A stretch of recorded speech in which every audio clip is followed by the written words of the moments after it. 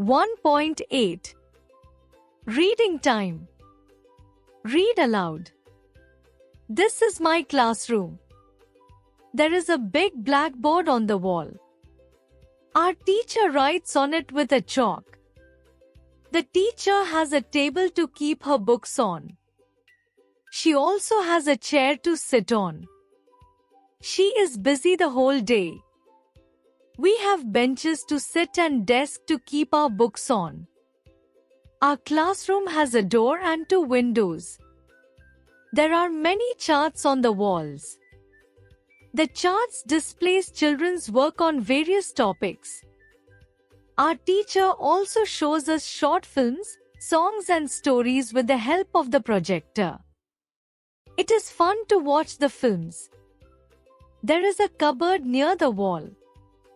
We keep our material. There is a dustbin in the corner. We keep our classroom clean.